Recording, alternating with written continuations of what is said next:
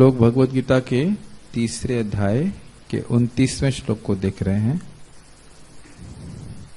यहां पे देखिए, पहले बात हो रही थी कि जो मूढ़ व्यक्ति है वह कैसे देखता है, ज्ञानी व्यक्ति कैसे देखता है। फिर 28वें श्लोक पे चर्चा हुई और 29वें में ये होगा कि ज्ञानी व्यक्ति मूढ़ व्यक्ति को कैसे देखता है। 27 में ये चर्चा हुई कि मूढ़ व्यक्ति कैसे फंसा रहता है। 28वें में चर्चा हुई कि ज्ञानी व्यक्ति कैसे देखता है। 29वें में ज्ञानी व्यक्ति मूर्ख को कैसे देखता है, ये हमें देखना चाहिए। हम लोग ज्ञानी नहीं है लेकिन जो ज्ञानी है वह मूर्ख को कैसे देखता है, वो उसकी चर्चा होगी। हम लोग तो ज्ञानियों के बारे में डिस्कस कर रहे हैं, ज्ञानी हो नहीं गए हैं, लेकिन फिर भी डिस्कस करने से इच्छा होती कभी तो ज्ञानी बनेंगे। शुरू करते हैं। प्रकृतेर्गुण सम्मूढ़ा सज्जन्ते गुण कर्मसु तान कृतस्न विदो मंदान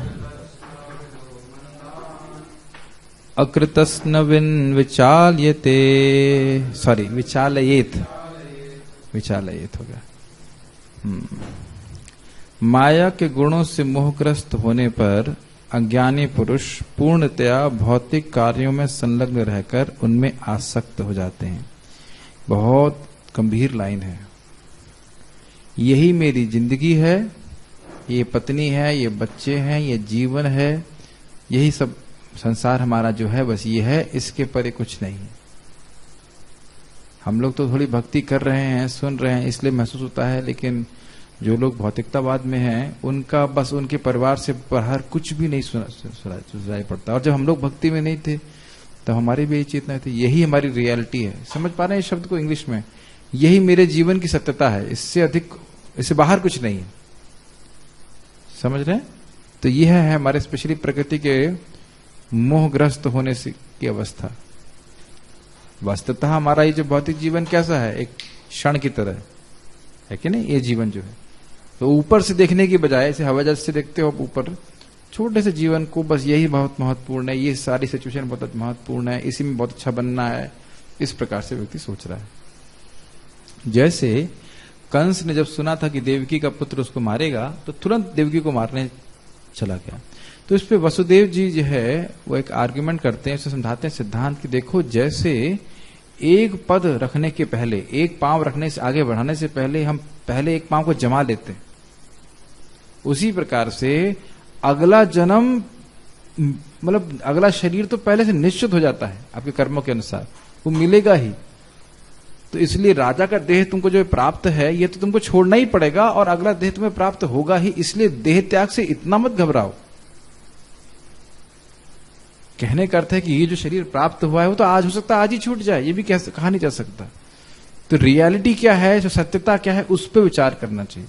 और सत्यता ये है कि हम भगवान के अंश हैं, हमें भगवान के धाम जाना है वापस। हर कोई व्यक्ति, हमारे तथाकथित रूप से जो हमारे माता पिता हैं वो भी सोचते हैं बच्चा पढ़ जाए। हमारे माता पिता भी ऐसे सोचा करते थे, उसकी बस शादी हो जाए, बच्चे पैदा हो जाए, लेकिन इसके बाहर कुछ नहीं सोच पाते। और यह नहीं सोच पाते कि मृत्यु के बाद क्या होगा, या मृत्यु के बाद व्यक्ति कहां गया। समझ रहे हैं मेरी बात? तो इस प्रकार से लोग मोहग्रस्त हैं।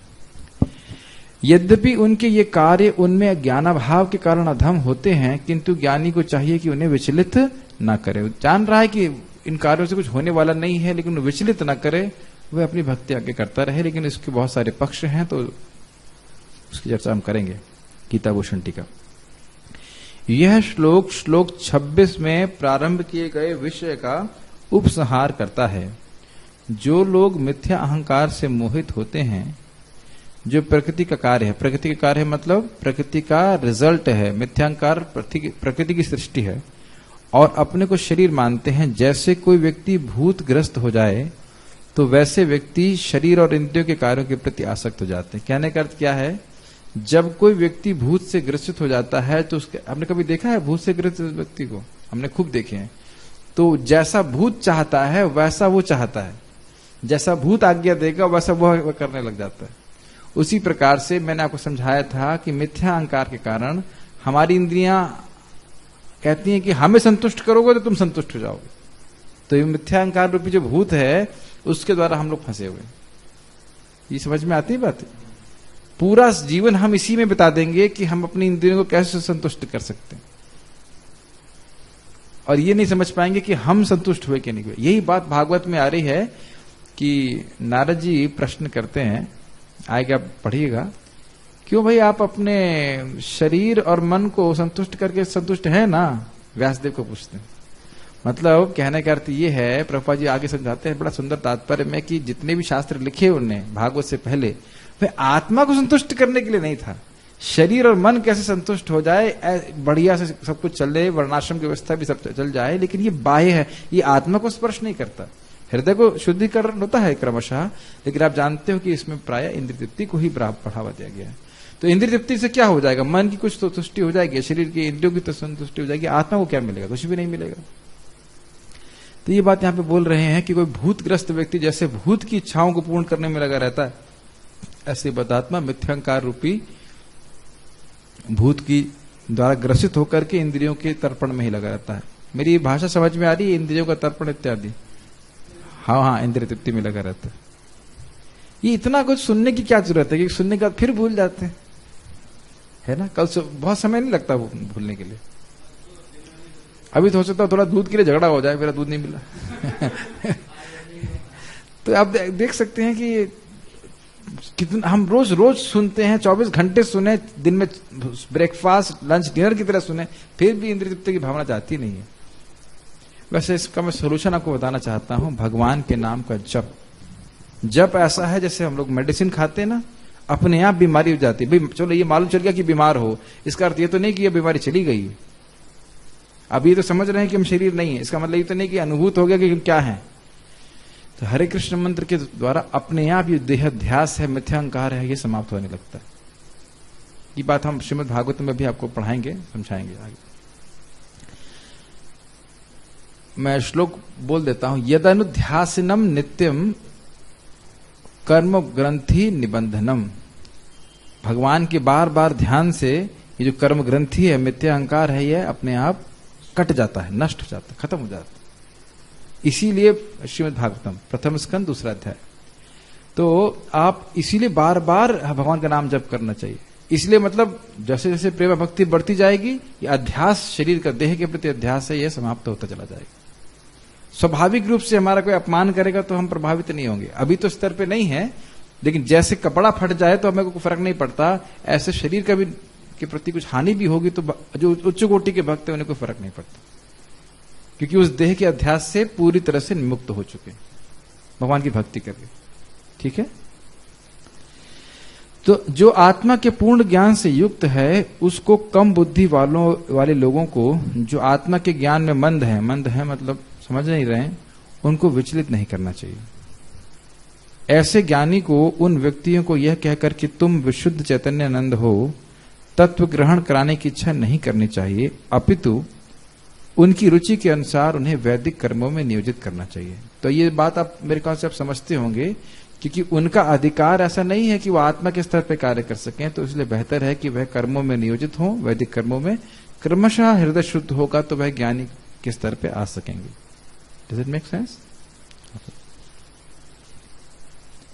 नोट, वो भूत वाले वाली बात थी। जो अपनी पहचान शरीर से करता है, आत्मा से नहीं, वह एक भूतग्रस्त व्यक्ति के समान है। जो अपने अंदर प्रवेशित भूत से अपनी पहचान करता है और उसके अनुसार कार्य करता है। कभी कभी आप देखेंगे किसी माता जी के अंदर पुरुष भूत चला जाए तो पुरुष की तरह बोलने लगती, मैं ऐसा था। मैंने एक देखा था, एक माता जी पे भूत था, तो भूत से जब मांत्रिक पूछ रहा तो कौन हो, तो बोला मैं भीकू बोल रहा हूं।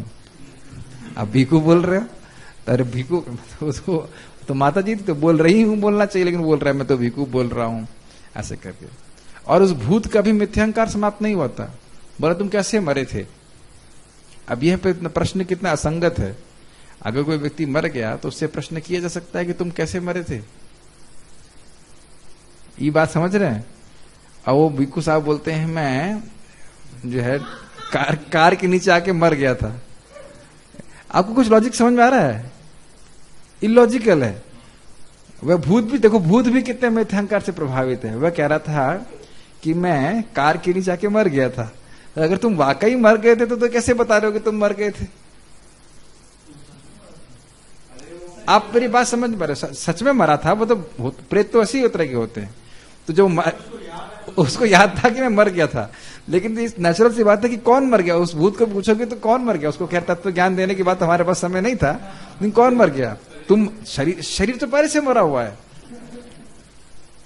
तो वस्तुतः मृत्यु जैसी कुछ है ही नहीं। मृत्यु मतलब देह का अंतरण, देह का परिवर्तन। तो वह अपने देह के परिवर्तन को स्मरण कर रहा है और कह रहा है कि मैं मर गया था, मैं कार के नीचे आके मर गया था। तो तू मर गया था तो तू बोल कैसे रहा है? उसका दूसरा शरीर नहीं मिला है। लेकिन समझिए, ये मिथ्यांकार की पहचान कहां है? सूक्ष्म शरीर में है। वो सूक्ष्म शरीर नहीं नष्ट होता है मृत्यु के संग। अभी भी जो आत्मा है, उस आत्मा के ऊपर वो सूक्ष्म शरीर की कवरिंग है, तभी तो वो ऐसे याद है। मन बुद्धि नष्ट नहीं हुआ ना भूत का। तो ये लोग सोचते हैं कि शरीर नष्ट हो गया तो फिर सब कुछ नष्ट हो गया, ऐसा नहीं है।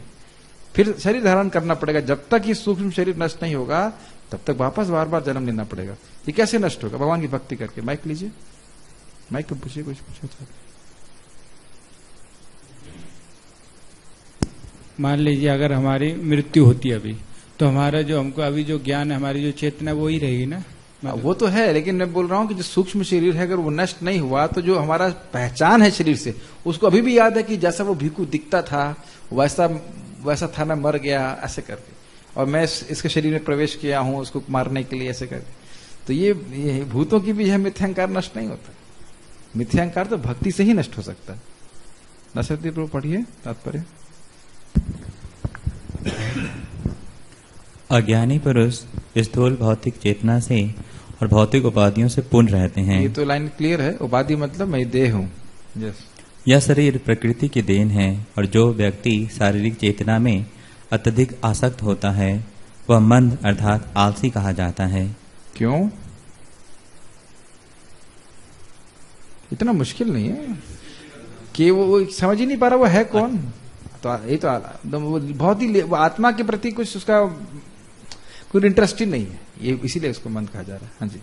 अज्ञानी मनुष्य शरीर को आत्मस्वरूप मानते हैं। वे अन्यों के साथ शारीरिक संबंध को बंधुत्व मानते हैं।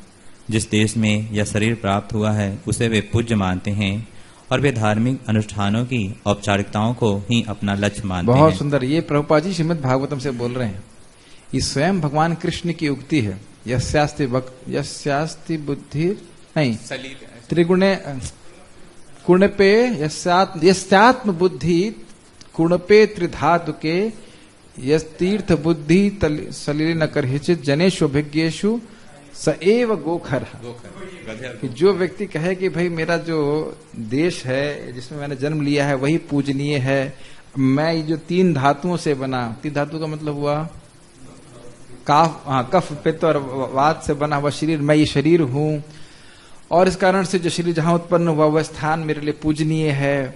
तो यह सारी जो स्थिति, या फिर तीर्थ में गया बस जल स्नान कर लिया, बस खाली जल में ही तीर्थ बुद्धि है। लेकिन जो अभिज्ञ हैं, जो भगवान के बारे में जानते हैं, उनमें तीर्थ बुद्धि नहीं है। तो भगवान कहते हैं स एव गोखरा, वही व्यक्ति गोखर है, वही व्यक्ति जानवर है।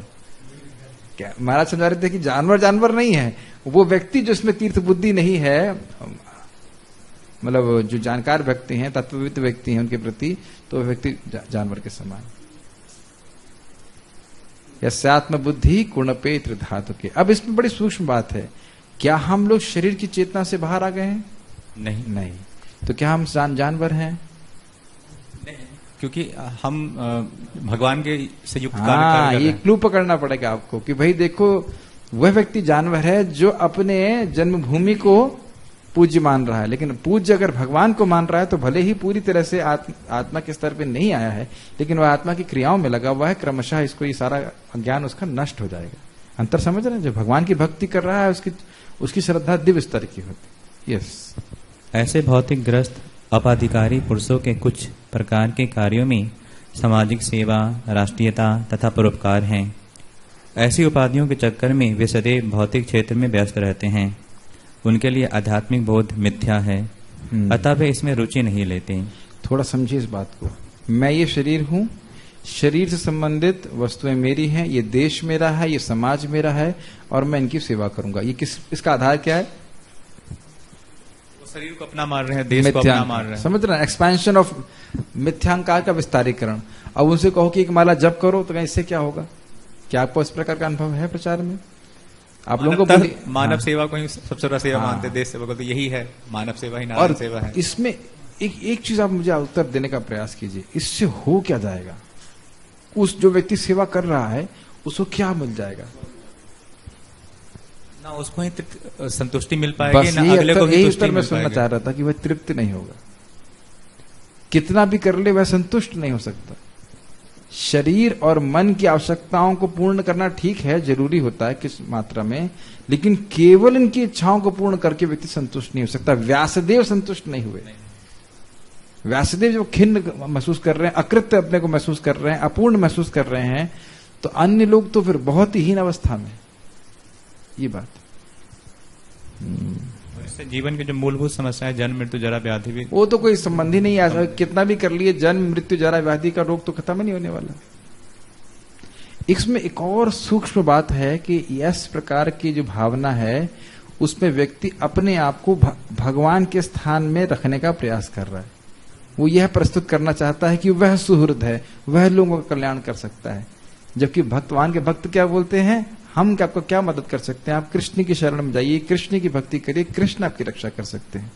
तो यह भावना आप फिर आगे बढ़ेंगे। 5वें अध्याय में आखिरी श्लोक है, सुहृदम सर्वभूतानाम ज्ञात्वा माम शांति गच्छति। मैं सुहृद नहीं हो सकता, मैं किसकी कितनी मदद कर सकता? भैया तो मैं खत्म हो जाऊंगा तो वो खत्म हो जाएगा, और इतने अनंत जीव हैं, मैं कहां तक मदद करूंगा? है कि नहीं? लेकिन अगर मैं किसी को बोलता हूं कि आप हरे कृष्ण जपो, तो भगवान का प्रोटेक्शन उसके ऊपर आएगा। है कि नहीं? और भगवान की शक्ति तो अनंत है। बता रहे थे कि रशिया में चर्च के बाहर वो ब्रेड, और वो कहते हैं कि भगवान को मत मानो। यस, वो बोलते हैं कि भगवान को मत मानो। तुमने अंदर बोला कि भगवान हमको रोटी, तो रोटी मिली? कहते नहीं, अब हमसे मांगो रोटी, तो तुरंत रोटी दे दी उन्होंने। अब उनसे ही पूछो, भाई तुमने जो हरा गेहूं है वो क्या अपने देह से उत्पन्न किया है? तो ये मूर्ख व्यक्ति इस प्रकार से, और मूर्ख बन भी जाते हैं, क्योंकि कोई ट्रेनिंग नहीं है, इस प्रकार से मूर्ख बन जाते हैं। तो बढ़िया। किंतु जो लोग आध्यात्मिक जीवन में जागरूक हैं, उन्हें चाहिए कि इस तरह भौतिकता में मग्न व्यक्तियों को विचलित ना करें। अच्छा तो यही होगा कि वे शांत भाव से अपने आध्यात्मिक कार्यों को करें। ऐसे मोहग्रस्त व्यक्ति अहिंसा जैसे जीवन के मूलभूत नैतिक सिद्धांत तथा इसी प्रकार के परोपकारी कार्यों में लगे हो सकते हैं। ये एक लेवल इंपॉर्टेंट है। जब वो आगे आप 12वें अध्याय को पढ़ोगे, तब उसमें महान गीता में कहते हैं कि तुम अगर मेरे लिए कर्म, मेरे स्मरण करो, नहीं कर सकते अभ्यास करो, अभ्यास नहीं कर सकते मेरे लिए कर्म करो, मेरे लिए कर्म नहीं कर सकते तो कम से कम कर्म फल का त्याग करो, सामाजिक कार्य करे। तो कम से कम व्यक्ति थोड़ा निस्वार्थ होना सीखता है। पेड़ लगाओ या और कुछ करो, इससे भक्ति नहीं प्राप्त होगी, लेकिन कहीं ना कहीं इसके हृदय का शुद्धिकरण होता है। एकदम स्वार्थी जीवन से कम वो बाहर उठता है। उस दृष्टि से अच्छा है। पढ़िए। जो लोग अज्ञानी हैं वे कृष्ण भावना अमृत के कार्यों को समझ नहीं पाते हैं। अतः भगवान कृष्ण हमें उपदेश देते हैं कि ऐसे लोगों को विचलित ना किया जाए और व्यर्थ ही मूल्यवान समय नष्ट ना किया जाए। बाहर वाले समझ नहीं पाएंगे कि आप हरे कृष्ण कर रहे हो, तो उससे क्या फायदा होगा? ये बात है। पॉइंट इज, अच्छा आप बताओ वो क्यों नहीं समझ पाते कि हरे कृष्णा करने से क्या फायदा होगा? क्यों नहीं समझ पा रहे? वो इतना ज्यादा शरीर बुद्धि में जकरे हुए हैं, ध्यात्म बुद्धि में जकरे हुए हैं कि वो इतनी शुद्धिकरण है ही नहीं जब तक, क्योंकि भगवान को समझने के लिए थोड़ी सी तो शुद्धता चाहिए, ज्ञान चाहिए, स्वीकृति चाहिए। स्वीकृति है, श्रद्धा नहीं है, ये भी सब सही है। और प्लस उनको लगता है बस यही जगत तो है ना, इसके अलावा कोई जगत ही नहीं है, किसी ने देखा है, ऐसी बातें वो सब बोलते हैं। यहां तक कि स्वर्ग इत्यादि में भी विश्वास नहीं, तो आध्यात्मिक जगत की तो बात ही छोड़ दीजिए। ये बात है, और सही बात है, पुण्य ना होने के कारण से नहीं बात है। कुछ कह रहे थे? कुछ लोग कहते हैं कि प्रैक्टिकल नहीं है, मतलब क्या मिलता है हरे कृष्ण करके? अब दो मत आ गए। पहली कि हमें कुछ नहीं मिलता, एक बात। दूसरा, केशव प्रभु कह रहे हैं कि काम करते हैं तो तुरंत प्राप्ति हो जाती है। क्या ये सही है? काम भी करते हैं तो 1 महीने के बाद मिलता है। अगर आप एक्सरसाइज भी करते हो, अगर योगा भी करोगे, तो कम से कम 6 महीने या 1 महीने या 4 दिन 10 दिन के बाद लाभ प्राप्त होता है। फिर अगर शादी करे तो उसको 9 महीने इंतजार करने पड़ेंगे। बच्चा अगर चाहिए तो उसे 9 महीने इंतजार करने पड़ेंगे। आप पेड़ लगाते हैं तो तुरंत ही कल आप फसल काट देते हैं, ऐसा तो नहीं होता है। कहीं पे भी आप देखेंगे कि कहीं कुछ भी अगर प्राप्त करेंगे तो थोड़ा सा समय लगता है। वैसे भागवत में इस बात को बोला गया है, कलौ सत्व हरम हरम हरिम हरे हरम पुमसाम। सत्वहर का मतलब है लोगों का धैर्य हर लिया है, हर चीज उनको तुरंत चाहिए। हाँ, भगवान को दिखा सकते हो क्या? अब अगर आप उनसे पूछो कि भाई रसगुल्ले का रस आप दिखा सकते हो, तो क्या हर चीज देख के विश्वास करते हैं आप? रसगुल्ले को देख के अनुभव करते हैं या खा के? हमने दादा परदादा को देखा है क्या? हम ये बात भी गांधी जी को आप देखे हैं क्या? आपने देखा है क्या? या औरंगजेब को देखा है आपने? या पटियाला का युद्ध हुआ था, वो देखे थे आप? तो सब कुछ देखने में विश्वास करते हैं। न्यूटन हुआ था, देखे थे? हम अपनी पीठ भी नहीं देख पाते। हाँ, तो ये तो भी नहीं। हर चीज हम जो है देख के नहीं करते। मेन बात जो अभी पार्थ कृष्ण प्रभु ने बोली, उन लोगों के हृदय में पाप के कारण भगवान के प्रति श्रद्धा नहीं होती, ये बात होती है। सहज जिसकी पुण्यात्मा होता है वो सहज, भले ही गीता ना पढ़ी हो, सहज श्रद्धा होती। ये मैंने देखा है, यहाँ पे भी देखा, जब हम बाली में गए थे, लोगों की बहुत श्रद्धा है गीता के प्रति, बहुत श्रद्धा है। जानबूझ करके वहां पे लोगों को पढ़ाया नहीं गया गीता। बोला तुम्हारा अधिकार नहीं है, केवल ब्राह्मणों का अधिकार है, बाकी का अधिकार नहीं, ऐसे करके बहुत श्रद्धा है। मतलब जो लोग भी सुनने चाहते हैं उनकी बड़ी श्रद्धा है गीता के ऊपर। तो अगर सही से बताया जाए तो स्वीकार करते हैं। और आप देखेंगे कहीं ना कहीं जब आप भगवद गीता को पढ़ते हैं, अपने आप श्रद्धा का निर्माण भी होने लगता है भक्तों के संग। मेक सेंस, दिखता है कि हाँ ये सब चीजें प्रैक्टिकल हैं। और अनुभूत भक्तों को क्या है? भगवान की भक्ति का सुख, मन की शांति, वह स्वयं अनुभव करते हैं। चेतना की स्पष्टता, मतलब जीवन को कैसे देख रहे हो वह चेंज होने लगता है। सारी चीजें अनुभूत कर सकते हैं, isn't it? पढ़िए। किंतु भागवत भक्त भगवान से भी अधिक दयालु होते हैं, क्योंकि वे भगवान के अभिप्राय को समझते हैं। फलता वे सभी प्रकार के संकट झेलते हैं, यहाँ तक कि वे इन अज्ञानी पुरुषों के पास जा जाकर उन्हें कृष्ण भावनामृत के कार्यों में प्रवृत्त करने का प्रयास करते हैं, जो मानव के लिए आवश्यक है। देखिए, इसमें एक चीज है, जब हम अज्ञानियों के पास जा रहे हैं तो उसमें एक गुण हमें जरूर देखना चाहिए, और वो ये है कि वह इनोसेंट, क्या बोलेंगे हिंदी में, मासूम हो, द्वेषी नहीं हो। द्वेषी लोगों को आप प्रसाद वसाद खिला दो, जो बिल्कुल नहीं सुनना चाहता उसको प्रचार करने से कोई फायदा नहीं होता। और हम लोग प्राय ऐसी संभावना में हम सोचते हैं कि हमारे प्रचार से वो व्यक्ति भक्त बन जाएगा, ऐसा नहीं होता। तो इसलिए वही समय आप उन लोगों में निवेशित कीजिए जो वाकई सुनना चाहते हैं। क्या अंतर आप समझ रहे हैं? और ऐसे बहुत सारे लोग अभी भी हैं जो सुनना चाहते हैं, सीखना चाहते हैं, उन लोगों पे समय दीजिए। अन्यथा जो लोग नहीं सुनना चाहते वे, जैसे मैं उदाहरण देता हूं, अभी मेरे यहाँ पे कुछ लोग आए थे, मैं प्रचार कर रहा था, एक व्यक्ति बाद में आए, वो बोलना चालू कर दिए। मैंने कहा क्या आपको गीता के बारे में कुछ पता है, भगवान के बारे में कुछ पता है? कहते नहीं। तो मैंने कहा बोल क्यों रहे हैं? लेकिन उससे पहले मैंने प्रश्न किया, क्या आपको क्वांटम मैकेनिक्स के बारे में कुछ पता है? कहते नहीं। क्वांटम मैकेनिक्स मतलब श्रोडिंगर इक्वेशन केमिस्ट्री में हाई फाई चीज होती। तो कहते हैं हमने कुछ बताइए उसके बारे में? कहते नहीं पता। तो मैंने कहा भगवान के बारे में पता है? नहीं पता। तो उन्होंने कहा बोल क्यों नहीं फिर? और बाकी सब लोग भी कह रहे थे हाँ भाई, जैसे आपको केमिस्ट्री के बारे में नहीं पता है तो आप ये बोल देंगे हमको नहीं पता। तो भगवान के बारे में क्यों बोलना चालू करते हो कि जिसको मान लो वही भगवान है, जो जिसको माने सब कुछ सही है, कोई प्रमाणिक ज्ञान नहीं है। तो यह इस प्रकार के लोगों को जैसे ही आपको दिखे इस तरह की बात नहीं करता हुआ, उससे कोई आर्गुमेंट करने की जरूरत नहीं। मैंने कहा, मैंने तुरंत बोला आप चले जाइए, हम अन्यों से बात करेंगे। नारद मुनि को हम देखते हैं कि डाकू रत्नाकर को बना दिया भक्त। हाँ, अगर देखिए रत्नाकर को भी उन्होंने बताया तो फिर भी उसकी श्रद्धा बना के बनाया ना। मेघारी को ही बनाया। हाँ, लेकिन वो कंस के पास जाते थे, देसी था, उनको भक्त नहीं बनाया। हाँ, और मतलब वो उसकी सुनने की प्रवृत्ति नहीं थी। एक तरह देसी भी तो था, वो पापी कोई हो सकता है। हाँ। लेकिन सिमरगारी भी था, लेकिन जब उस नारद जी वो बोल रहे थे तो वो सुन रहा था। ये बात। तो अगर कोई सुनने में श्रद्धा नहीं है किसी की, तो उसको फिर बोलने का मतलब नहीं।